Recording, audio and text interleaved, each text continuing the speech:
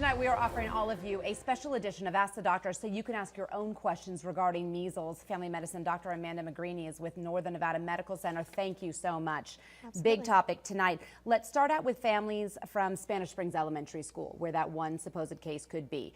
What should they do? The best thing that they can do is just watch their children closely for signs of infection. High fevers, typically we see high fevers 104 degrees or higher. Cough, congestion, and red, itchy eyes, runny eyes. Those are the biggest things to watch for. Okay, for those who aren't vaccinated, kids and adults, should they run and get the vaccine? And if so, how long does that vaccine take to provide protection?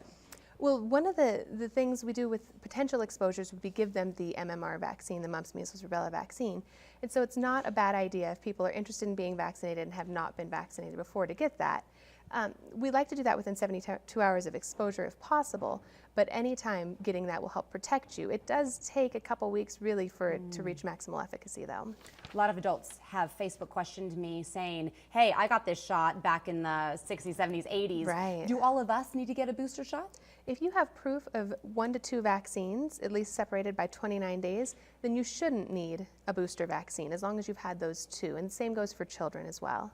Okay. How about children who are too young to have gotten that booster but have the first shot? What about them? So those children are mostly protected. Greater than 90% are protected with the first dose. We do the second dose at the age of 4 to 5 just to help boost and get that extra couple percent of kids protected. If you've had the measles as a child or adult, can you get it again? Typically, no. Those antibodies last a lifetime. There are other medical conditions that can predispose you to getting them again, but that's something that you should definitely talk to your doctor about. Okay. How long does measles survive on a surface? 2 hours. Okay. What is the first sign to look for? You touched on that briefly, but let's do it quickly again. Sure. So high fevers, Okay. greater than 104 degrees, Okay. cough, congestion, and red, runny eyes. The rash doesn't really start until 3 to 5 days into the illness, and the infection or the most infectious period starts as soon as the symptoms start, sometimes even before. And so that's why it's dangerous, because it can just look like the flu or a bad cold. Yeah, yep. Okay, and really quickly, what is the treatment like? Suppose you have it in your family, then Sure, what? yeah, that's the big problem is it's a virus, there's not a lot of good treatment.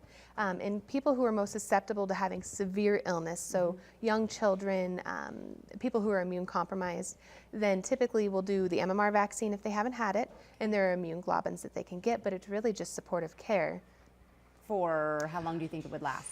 7 to 10 days, up to 2 weeks. Being sick. Yeah. Oh my gosh. All right, we so appreciate it. Yeah, Thank you so much for absolutely. your information. She will continue taking all of your phone calls until 6 o'clock tonight. To speak with her, just dial 858-2222.